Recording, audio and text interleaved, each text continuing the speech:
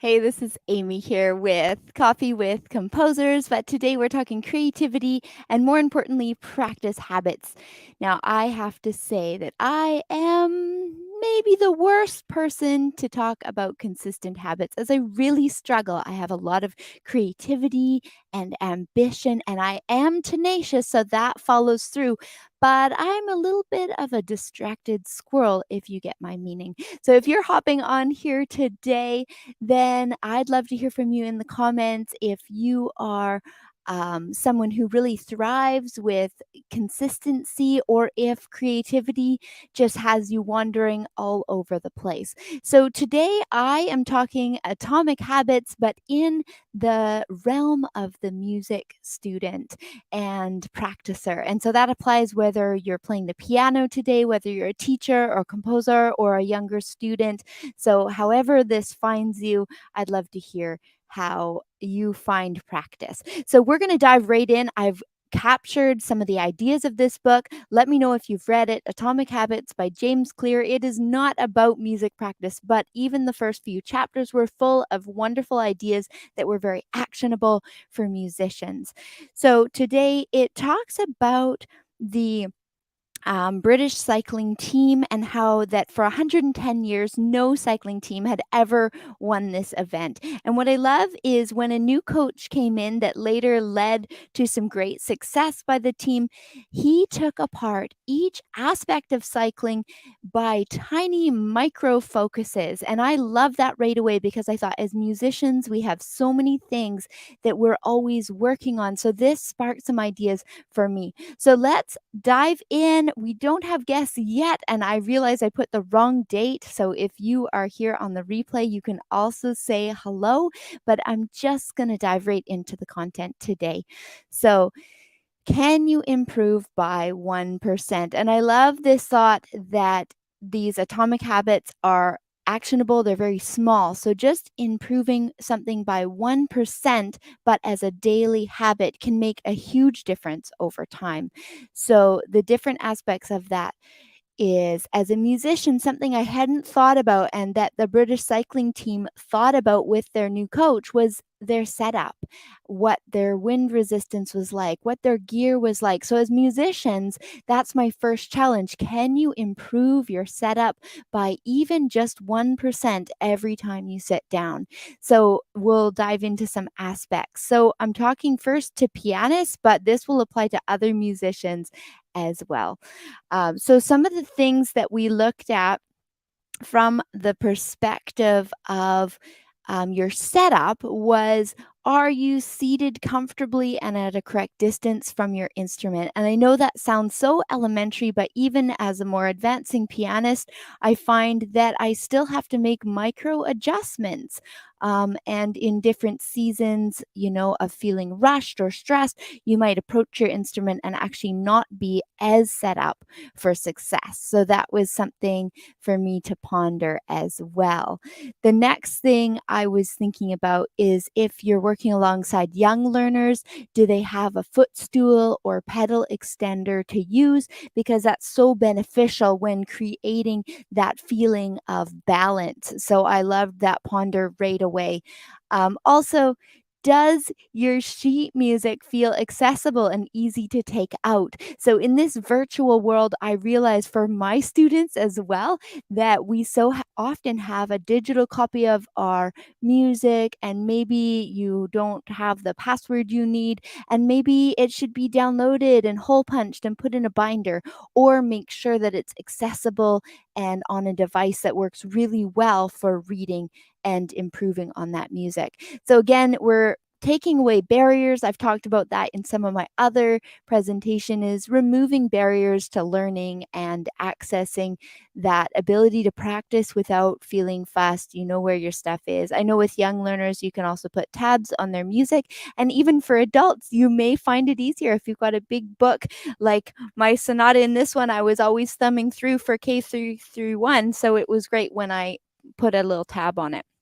So the next thing we're going to look at is Yeah, we already talked about that. Music in a binder instead of flying in the wind. And how often have we got songs just like flying everywhere? Maybe you're not like that. So tell me what your organizational system is for your music. Do you read it digitally, or do you read it in books that you purchase, or do you read it in binders of music? I know I have mostly all three at this point.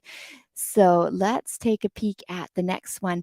Do you have a music stand and at the correct level? And you can see here, I'm working in a 24 square foot closet, which is super amazing and awesome to make it work. It's a full size Yamaha keyboard, but I've had to get innovative because I realized I was reading my scores lying down. And I was used to that sometimes on a grand piano in performance when you have your score lying down. But I was realizing that some of the more advancing music, that was hard for me. So I've got a little bit of a lift stand here now that I can read it at an angle. So let me know, are you playing from a keyboard or a piano?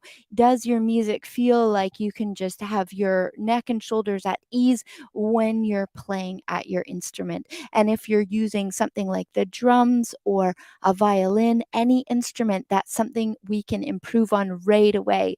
So if you're just coming in now, we're talking atomic habits as pianists or as any kind of musician, and how we can improve our practice just by making micro changes in our setup. So the next thing we'll take a peek at is, oh, I keep flicking to this one, but I really want to say, is your instrument in tune, or do you know how to tune properly? And again, as pianists, we sometimes have our instrument not in tune. And this is a great aspect of being an effective practicer, is knowing that your instrument is in tune. So be sure to say hello if you're there in the comments. And we're talking atomic habits here. And this is our next one. So we're looking also at the online apps being up to date as a great practice strategy, using the best device possible if you're online.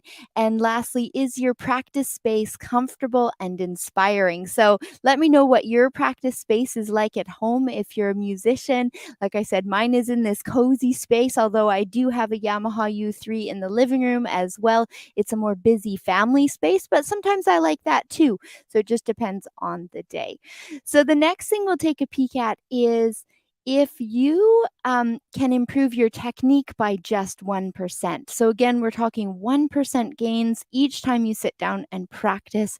So some aspects of that technical approach to the keys might be scales, chords, and arpeggios, those things we talk about, but sometimes we don't know the purpose of them. So something that I love with that aspect of technique improvement is that we're actually pre-learning the pieces that we learn. So I love that when we've got scales and chords in our fingers, suddenly we go to play the Beethoven Pathétique, for instance, and the chromatic descending scale, we already know it. So it's a kind of a way to pre-learn pieces that you might encounter.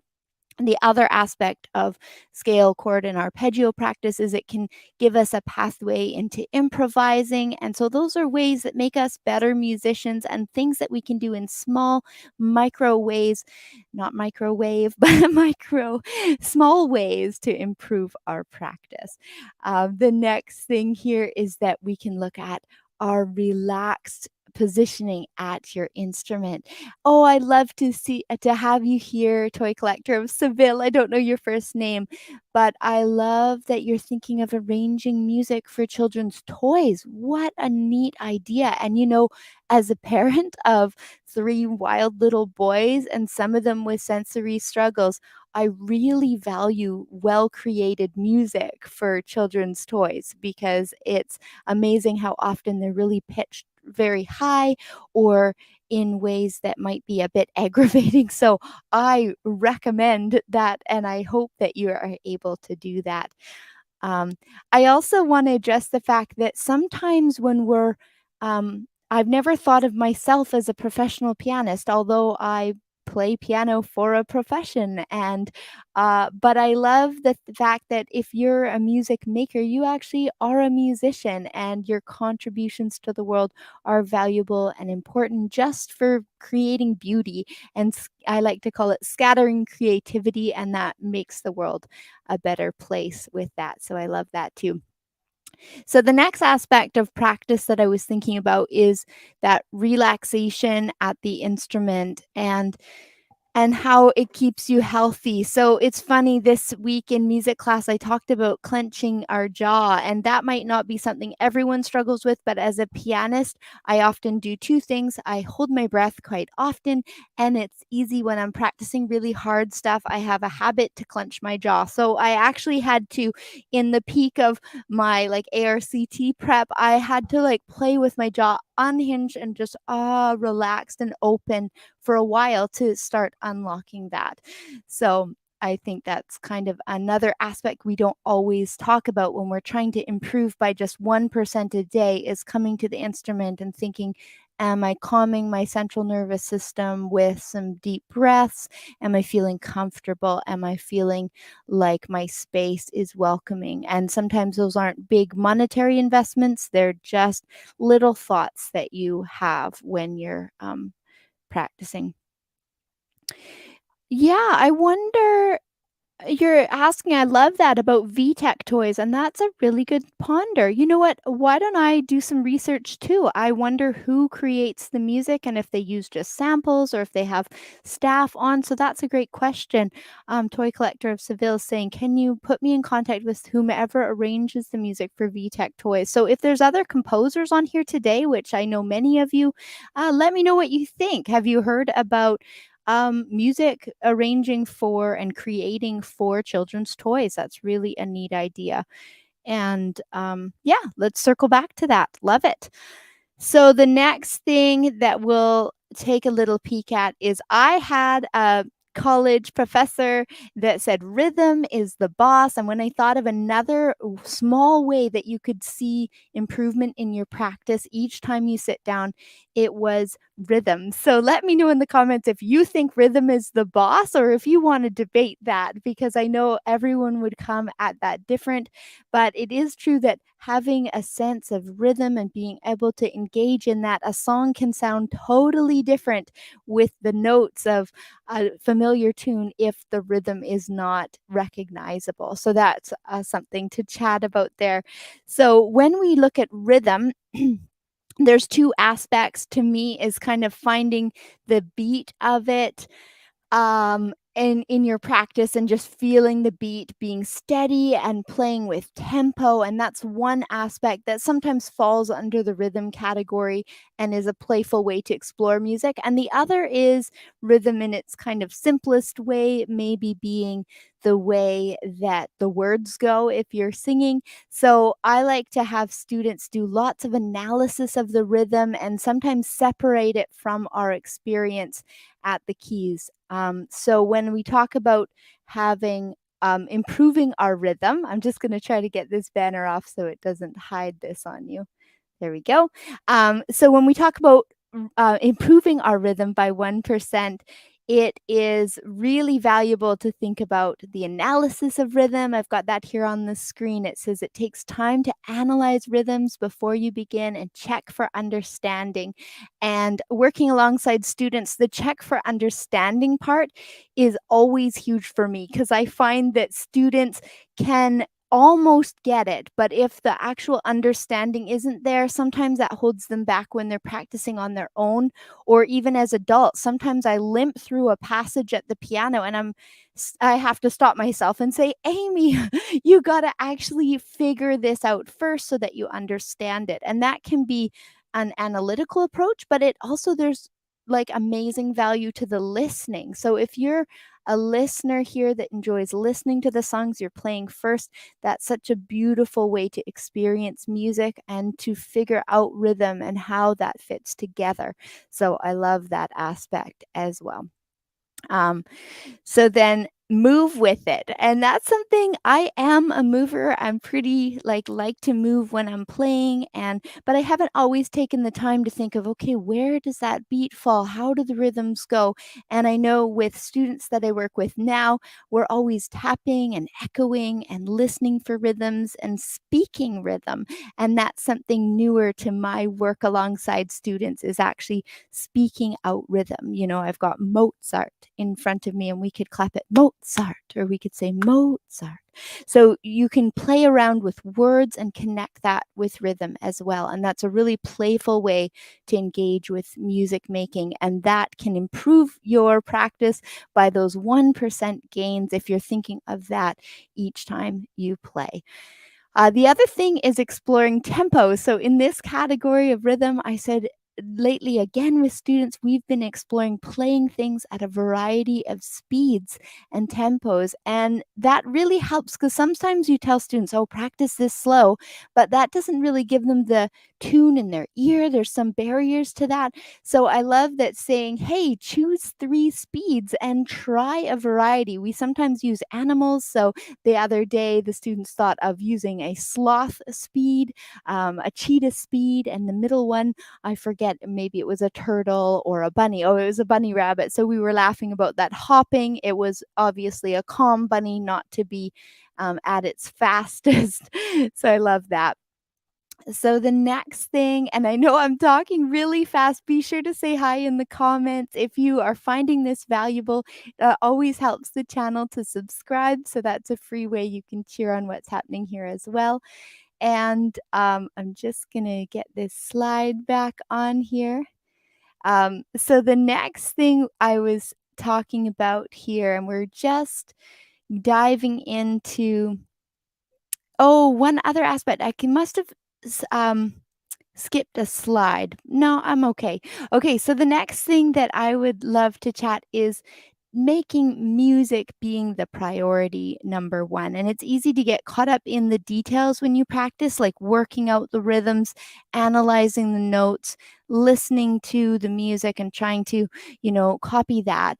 But always making sure that your voice in the music matters. And sometimes we can get caught up in that and forget that aspect. Um, oh, that's wonderful. Hello, Hayden. I wonder if you say Hayden or Hayden. That's a really wonderful name. I love it. Nice to meet you and to have you here again.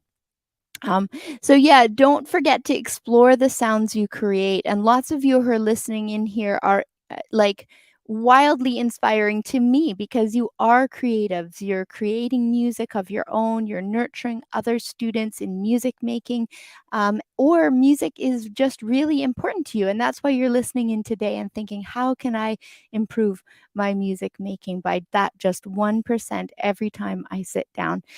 So finding sounds that you love, learning music that inspires you. If you're here on the replay as well, be sure to tell us what style of music inspires you. This week I was playing a song for a student and it was the Worrisome Blues or Worrisome Blues by Martha Meyer. And I love that it just brought about new kind of sounds that we were enjoying. So making music priority number one, keep enjoying music and keep thinking about those small ways, like I read in James Clear's book, Atomic Habits, those small ways that you can improve your music making without leaning into overwhelm. And the last thing I'll mention is make sure that the music you're making or creating fits under your fingers. I love to recommend the composers that are like contemporary composers quite often, and music that inspires you and fits well into what your goals are and your level at the instrument. So thanks again for being here today. It's always a pleasure. And I'll be back in February with some more live streams. If you have ideas for topics you'd love me to do in the future, be sure to let me know, or music styles that you'd like to touch on as well. Oh yeah, Hayden, awesome. Nice to meet you. And I'm going to take a peek at those VTech toy composers, and I know some other composers, and let's look into that and see what we might discover. So that's a learning opportunity for me too. So thanks for being here. We'll be in touch with you guys next time, and we'll see you in the next video.